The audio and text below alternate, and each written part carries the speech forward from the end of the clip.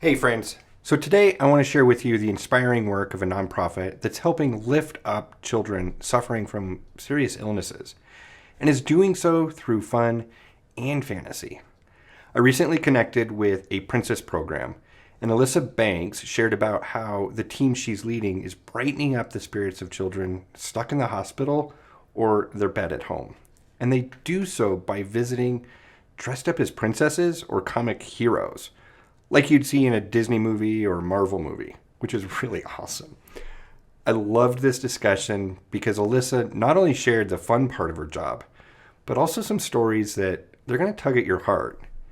And as a young leader, she authentically shared about how she's looking to grow. So I walked away from this truly inspired by Alyssa and her work. Here's her story. So we are a 501c3 nonprofit organization, and we provide a visitation services for children and their families dressed as their favorite princess, superhero, any other character you can think of in the Disney Marvel universe. For children that are battling cancer and other serious illnesses like epilepsy, heart diseases, millions of different childhood illnesses. So we do that, and we provide visitation services through home visits, through hospital visits. The hospital visits are actually like room to room on the different floors. And then we also do Zoom calls. A lot of our visits are done through Zoom calls because the parents fill out a form on our website, and that is how we usually get connected with the families. We started with that, and we are broadening our horizons to all different kinds of visits. And I'll Cool. touch back on that at a Yeah, different yeah, point. that's a lot to unpack, and I look forward to diving into this and exploring each of those areas that you just mentioned because I think there's a lot of that you're doing that is interesting, and how you got to this, how you started it, and so forth. So, just kind of looking at your website here, and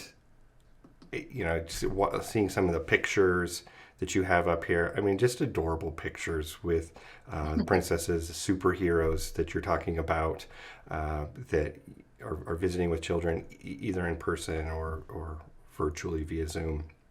You have a map on your website of all the different places that you guys have touched by your magic, as you say Yep. here. So, where are you based out of, I guess, to start? And then I'm curious, We is that breadth of reach across the country via Zoom, or do you have people across the country doing this?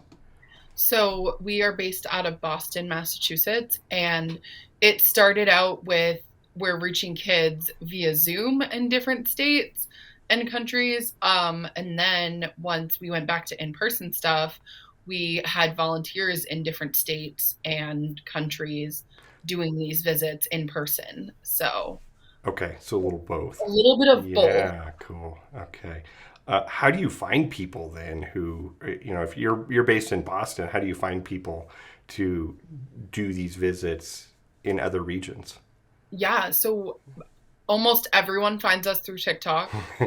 Um, and they fill out a form on our website. It's the Become a Volunteer form, and they just go through a process. We have like an interview process, and then we select the right people for the organization type of thing. We do like background checks, social media, Important. everything like that. And then we just try to see where like each individual person is. And if we happen to have a hospital connection in that area, like that's where we have them go. Okay, gotcha. Good. Yeah, of course, background checks. Pretty important stuff when you're talking with kids. Um, Oh, yeah. so, what's your title? Your founder, CEO. Yep. Yep. So, Both of those. yep, everything, right? So, how did you come about starting this? I mean, that's the story that I always love to get people to tell is what was the inspiration? How did you go about starting this? So it was actually like one single moment that I had with a child before the Princess program was even a thought. And I was playing mini golf with this little girl. She was at a camp for kids who are terminally ill and their families. It was like a Wow. retreat type camp up in Maine. And we were playing mini golf, and I was talking about how I went to Disney that summer before. And she just looked at me and she was like, I'm never going to get to go to Disney. Mm. And it completely broke my heart. But I was also like, there's got to be like a way that I can bring that same Disney like magic to children like her. And thus the Princess Program was born. That's a really incredible story. I mean, who would think a game of putt putt golf of all things Yeah. could change your life, but also help bring some hope and inspiration to the lives of kids as well. So how cool!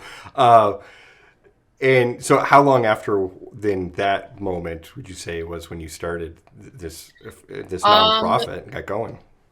Essentially, the camp was like a week long. So the week that I got back to campus, I started it as a campus club. And then in January of 2020, we were made a nonprofit organization held ownership by me. So we weren't a campus club anymore. We were a nonprofit. And so it was literally like right after I had the conversation with her. And Yeah. And what a time to start then officially, as your own nonprofit. I mean, you were doing it as a campus club, but then the pandemic is starting and then you're starting this nonprofit. I'm sure I there's, was like, we're gonna go into hospitals as a nonprofit, and then like all the hospitals were like, no, no, you're not. Um, and we weren't even going to do Zoom calls, but there was this little girl named Eslyn, and her mom heard about our organization, and she was like, her last wish is to meet Elsa. She's on oh, hospice, and I don't know if you do that, but we would love it if she could Zoom with Elsa. And like we hadn't even put two and two together. We were like, wait, she could Zoom with Elsa. Um, and this family wasn't really local, so Zoom was going to be the best option. And just like the look on her face when Elsa showed up on the Zoom call oh, was cool. priceless. Um, and then we finished the Zoom, and I was like, we could do this for every character, for every child. And that is kind of how we broaden our horizons into doing Zoom calls. Priceless. So, what does it look like then when you go into the room or on a Zoom call? You mentioned this little girl's face when you first get in, she lights up. Like, I guess walk us through, if you could, what does that look like? Just that interaction. You walk into the hospital room. How long are you there for? And what's the type of things that you do with the kids there or virtually? Yeah, so we're usually at the hospital for 3 hours. We break it into subsections by the different floors. And it's usually always the oncology floor that we get the best response in Yeah. because the kids there are going through like the worst. And they usually are having all kinds of mood swings and things like that. And sometimes the nurses are like, I don't know if they're going to want a princess visit. They're not really feeling it today. And Mm. recently I walked into a room with Anna from Frozen, and the kid literally like jumped out of the bed and was like, "You're Anna!" And like full on tears, like this child. And they were like, "Where's Olaf and where's Sven? You couldn't bring the reindeer in the hospital." Like, I think it was just like, it was like a stream of consciousness, all the words that were coming out of his mouth. And it was precious. Like, Uh, he was on contact precautions. So, like, we couldn't actually go in the room, but we were at the doorway. And he kept trying to get out of the room okay. to hug Anna. And it was priceless. It was amazing. Oh my gosh, that is awesome. I wish I could see that. Now I mentioned when we were corresponding that I recently did a similar interview with the medical dog program at Children's Yep. Hospital in my community, and they get to go in the rooms, for, for obviously for patients that are able to, and if they don't have the no contact clause or whatever you want to call it, but just seeing some of the reaction from the kids from their videos just reminds me, as you're talking of that, and these poor kids, your heart breaks for them as they're going through these difficult times, and it's hard enough as adults. I always think, when you're in the hospital, whether you have a broken leg or a severe cold or whatever, but then just to be a kid to go through that, it's even worse. So, but kids also have this reaction to things that is so genuine and authentic and priceless to see as they share those emotions and that excitement. And that's exactly why we do what we do, because their reactions are so genuine and what we do is so needed to them. Yeah, yeah, cool. Okay, so I, I'm looking over your shoulder a little bit there and see some of the gowns and stuff that. Are you able to show any of those that you have? I can, sure. Yeah. So this right here, can you still see me in the frame? Yeah. Mm-hmm. Okay, so this is the Ice Queen, and we have Snow Princess over here, or Elsa and Anna. These are the Frozen 2 costumes because those are the ones that we're visiting in the hospital right now with, because the kids recognize Frozen 2 a little bit better.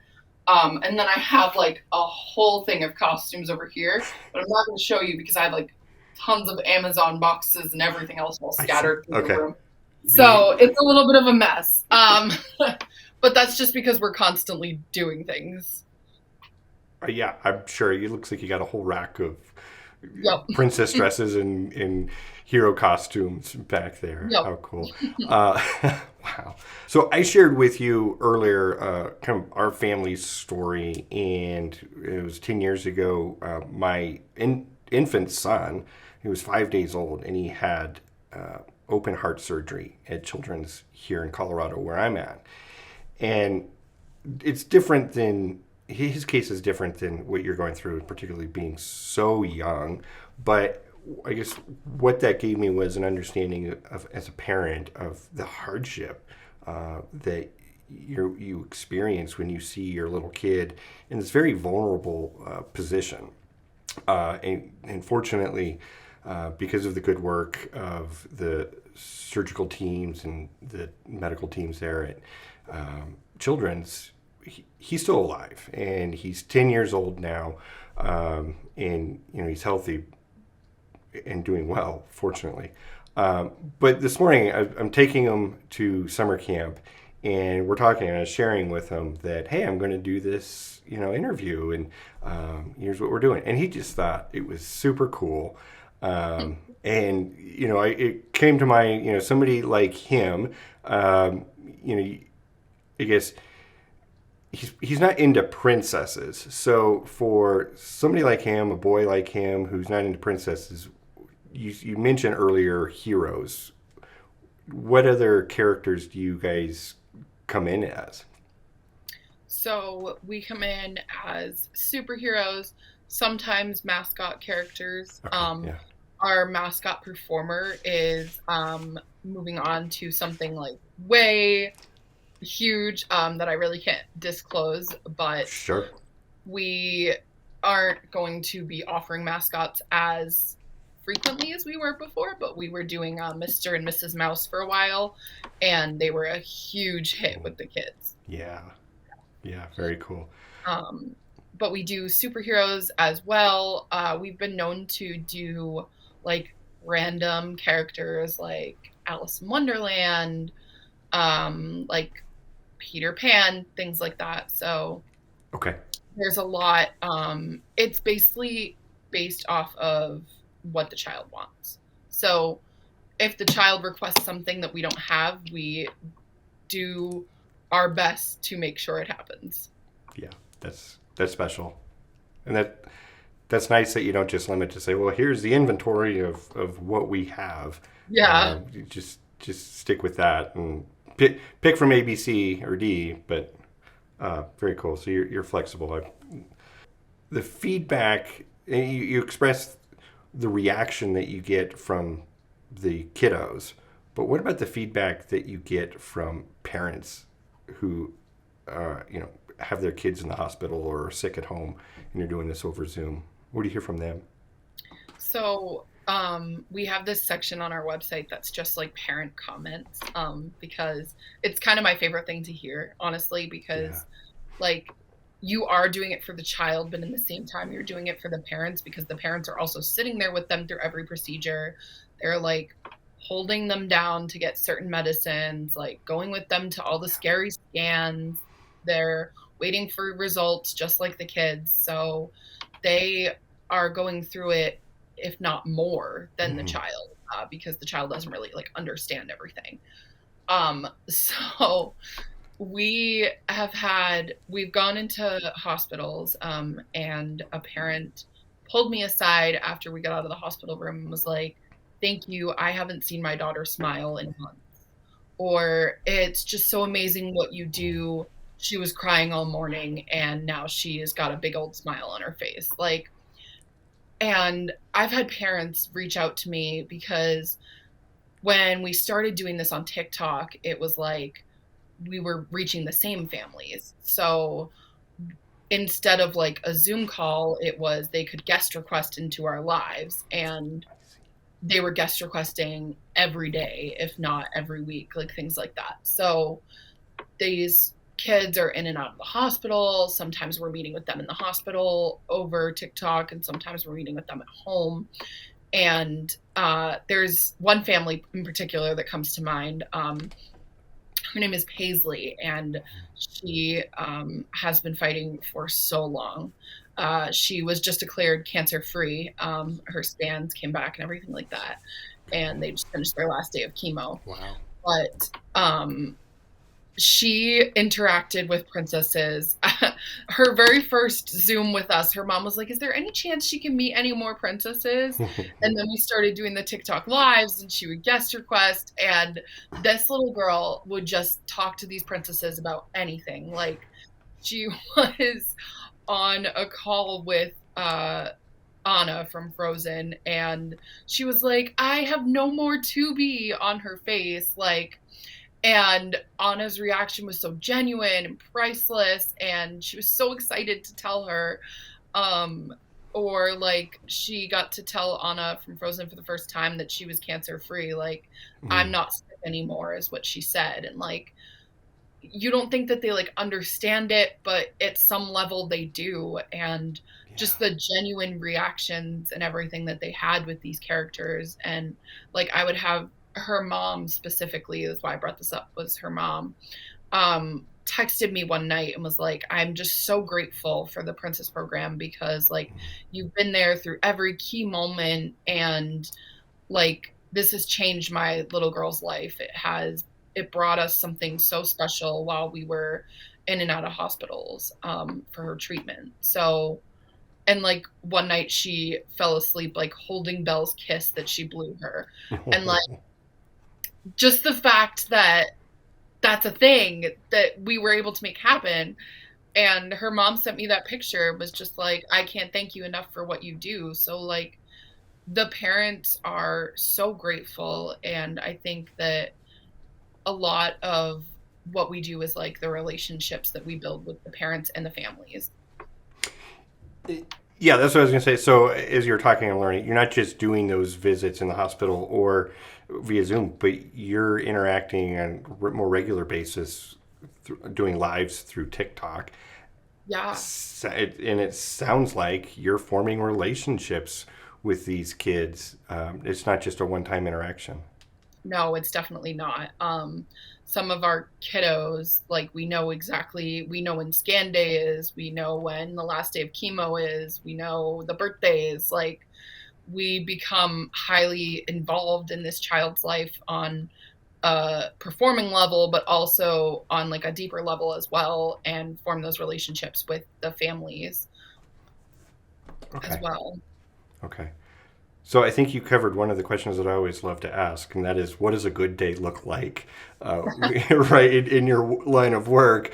But so let me kind of ask the follow up question then to that is, what does a tough day look like for you, particularly when you're forming these relationships with the work that you're doing? I think a tough day looks like a kid pulling the blanket over her head because she Hmm. doesn't want Rapunzel to see her cry. Um, and like I've been on the other end of that call just watching, and it's really difficult to see these kids suffering like this. Um, Yeah. and her mom messaged me afterwards and was like, I'm so sorry that the Zoom went so bad. She just is not having a good day and she didn't want Rapunzel to see her cry. And like we were like, of course, like we understand. And then we always like offer a follow-up visit, Yeah. where if they're in a better mood, that type of thing, they can call us back. Okay. Um, yeah, that's really touching. Um, I had Um, I had another question in mind, and as you were talking about that, it skipped my mind. So, um, I'm just picturing this as you're talking, and it's so sweet, it's so endearing. Now I know what I was going to ask, and that is going back to when you started this as officially as a nonprofit in 2000, or even before when you were a campus organization. Is this the type of thing that you imagined, or uh, how no, does this no. compare to what you were thinking at that time? Yeah, no, not at all. What I imagined was just going into hospitals and leaving it at the door. Yeah. And then we started doing the TikTok lives and getting really connected with the families. Um, and those losses, when you know these families, is extremely difficult. Um, so no, it's not what I expected in the realm of like being connected. I just expected we would leave our feelings at the door, Right. that type of thing. It is the kind of program that you would expect that to be.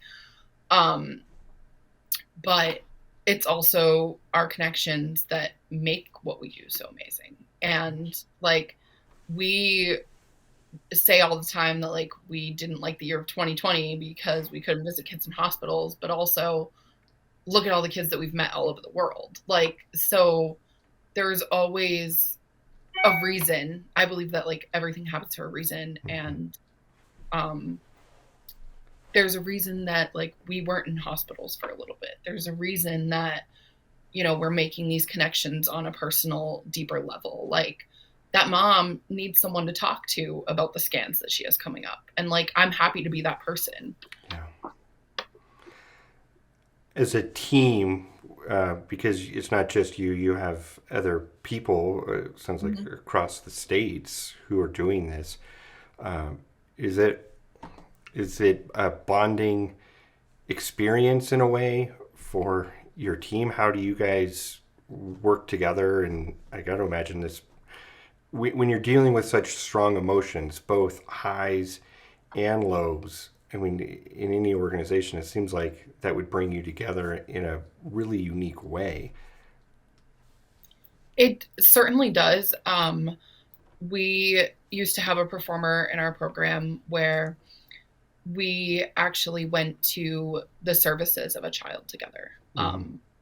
And it was extremely difficult. And then the next day, we went and saw her family, and interacted with her siblings, with Ariel from The Little Mermaid. And it was really special and a unique experience. And like, this family means a lot to me personally. And like, to see a small smile on their face after the worst day of their lives is so special. And you can't help but feel connected to that person that's making that magic for them. Um, So yeah, we definitely do bond. I think that there's also like that wall too, though, of like I have all my emotions out on display for these children, um, and I need to kind of like rein it back. Right. Right. So as Maybe what much you as show the children is different than what you do amongst adults in showing yeah, your emotions. yes, Yeah. Yeah. absolutely. That's But I like after a child has passed away, like I've been on the phone with a performer for an hour and a half just listening to them cry. Um, and I think I don't know if I would call it a bonding experience, but you definitely feel closer to the individuals that make this magic for the kids. yeah. Yeah. It's it's moving for them, obviously, um, to be that person that's the face of the character, to have that connection point, to see that even though they have a wig on and a gown and makeup and they can kind of hide a little bit behind that in the moment, but there's no way you can continue that once you take continue hiding those emotions once you take all that off. Mm-hmm. Yeah. Yeah. Good. Okay. All right. Well, let's pivot a little bit then, and Yeah, um, let's stop talking about the dark stuff. so no, I appreciate you. I really do appreciate you sharing that, because I think that is an element that does make this special, because it's not just the walk down the hallway as a princess and have fun, which is, or go on a Zoom call for an hour and have fun and have that playtime. And I guess what I'm assuming here is that it would be easy for people to think, just on the surface level, that's what you all do, Mm-hmm. and it is inspiring and it is great, but there's a deeper level to what you're doing, what I'm hearing, and so I appreciate you opening up and sharing that with me, because I think that's important for people to understand as well. So, okay, with that said, That we wouldn't have that without TikTok. what's Um, that? we wouldn't have that deeper level without TikTok. Like before, we were just doing Zoom calls, and it was like, okay, bye. And we wouldn't meet with the child again. But when you're meeting with them consecutive times and you see them upset, you see them angry, you see them happy, you see them just plain old frustrated, like it, there's a deeper connection there. Yeah. Well, as we were joking around earlier at the start, I'm not on TikTok. I don't think I'm the target audience for TikTok. And there's a lot of fun that is poked at social media, particularly TikTok, because of the reputation that it has for people dancing and just doing silly things to get attention, Mm-hmm. right? But there is a value here for platforms like that, when used in particular ways, and you guys are bringing that out. But shifting gears a little bit, I'm curious then, looking over the next several months or year, what is it, or is there anything that you're looking to change or, do that's on your goal list? What does the future look like for the Princess program? So my goal personally is to grow as a leader and to be able to accept feedback I love from it. volunteers about how they want things run and to be able to listen to them and implement changes. Um, and then as an organization, I want to be able to reach all 50 states. Mm. That's been a goal of mine for a while. It is more difficult than you think because we do a lot of in the same state. What are some of the states that you need to hit still? Oh, I don't know off the top of my All right. I head. should maybe I shouldn't say hit, but reach is maybe okay. Yeah. Yeah. I don't know off the top of my head without looking at our map. But I also want to be able to add more characters, to be Mm. able to have different characters like going live. Like we have a lot of the same characters going live right now. And like we just recently brought in like Spider-Man's going live and we're about to have Mulan go live. So like those are brand new people on our live streams. Is there a And particular character that like you is aspire? always Like love. this is like the one character I want to do. Uh, Maybe it's like your white whale, right? You just haven't been able to do it yet, but you really Yes, want to. that would be Iron Man because of all the armor and the expensive armor that he comes with. Um, that's my white whale character. So the day we get that, we made it. um, and what else? I want to be able to. I'm trying to think of what else I want to be able to do in a year. I don't know. Well, it sounds Um, like that you have really grow. thought through, what where you're heading. Like you've created this program. It's been running for a couple of years now, but you're continuing to be very intentional about it. You're not just on autopilot. So, just you personally as a leader, you have goals to improve, which is great, right? We all have areas where we can improve professionally and personally and interracially with people as we're trying to do better. Mhm. So that for you, that's great. I love to hear that. And then just as an organization, you're being intentional and trying to continue to grow and reach people in areas you haven't yet, Yeah. and continue to grow your repertoire of characters. Yeah. I also want to implement more BIPOC characters because every child deserves to feel represented. And that's something that we struggle with a lot because there's not a lot of characters out there for that. Sure. So we're constantly looking and trying. So that's Okay. something that I definitely want to grow. For people to walk away, what would you like them to know about your program, the Princess program, and the work that you and your team are doing? Is there a particular, I guess, call to action that you might have for folks as well? Yeah, of course. So something I've learned through running the Princess program is that childhood cancer is grossly underfunded. Mm, Um, they get 4% of the federal cancer budget. And the only reason I'm putting videos out there of kids screaming their head off when Elsa is on the screen because of what chemo meds they're going through is because anything I can do to change that, to bring that awareness to other people, um, is what I'm going to do. So my call to action to everyone is to not turn a blind eye to what these kids are going through, to spread awareness for them, to raise awareness because like everyone in the world has heard of breast cancer and seen the pink ribbons everywhere, and like you don't see childhood cancer stuff. Like you don't see it until it's put in front of you in a way that makes you uncomfortable. And I think the hardest part about running this organization is the heat that I've gotten for sharing those traumatic moments. mm. But at the same time, we wouldn't be doing these kids justice if we were just showing videos of them smiling. Friends, I hope you enjoyed that discussion. So, having been through a life threatening health experience with a child, I love hearing stories like this. Alyssa and her team at the Princess Program are doing some very inspiring work.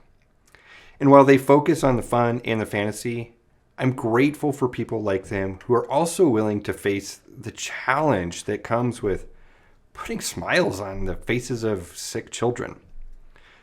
Now, you can learn more and support their unique mission at princessprogram.foundation. Also, you can catch more chats with inspiring people who are elevating our community here or here. Either way, I look forward to seeing you in the next video.